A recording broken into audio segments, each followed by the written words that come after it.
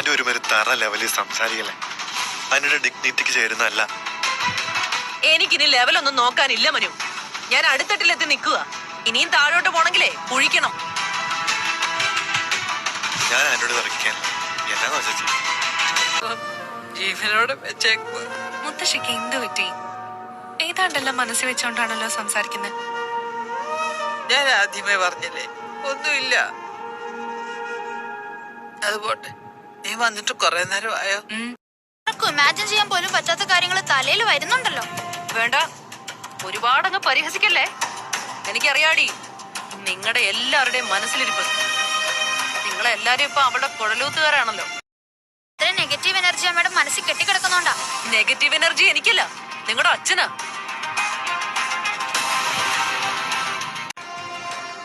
അങ്കിളിന് ഞങ്ങൾ വന്നത് ഇഷ്ടപ്പെട്ടില്ലേ? അതല്ലടി മോളെ പറഞ്ഞത്. തിരക്ക് വന്നാണെന്ന് നീ പറഞ്ഞത് കേട്ടപ്പോ ഒരു സംശയം.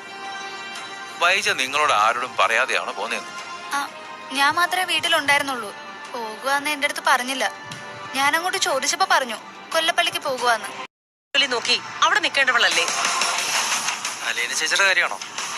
ഞങ്ങള് നിർബന്ധിച്ച് വിളിച്ചോണ്ട് വന്ന കാര്യം എന്താന്ന് വെച്ചാ നിങ്ങളെ ബുദ്ധിമുട്ടിക്കാതിരിക്കാനാ. ഇവിടെ ഭക്ഷണം ഉണ്ടാക്കാനൊക്കെ ആരെങ്കിലും വേണ്ടേ? എല്ലാം മേയ്ക്കാൻ ആരെങ്കിലും വേണ്ടേ? അലീന ഇവിടെ ഉള്ളത് തന്നെയാ നല്ലത്. ഒരു കൂട്ടായല്ലോ. ഇവിടെ വന്നിട്ട് ഇവരാരും ഒന്നും കഴിച്ചില്ല. കമലാന്റിയോട് ചോദിക്കാതെ കിച്ചണിലോട്ട് കയറാൻ ഒരു മടി. ധൈര്യമായിട്ട് കയറിക്കോ. ഇവിടെ എല്ലാ സാധനങ്ങളും ഇരിപ്പുണ്ട്. ഇല്ലേ കമലെ? കഴിഞ്ഞ ദിവസമല്ലേ മാർക്കറ്റിൽ നിന്ന് എല്ലാ സാധനങ്ങളും നമ്മൾ മേടിപ്പിച്ചത്. ഞാൻ പോയി ഡ്രസ് മാറട്ടെ.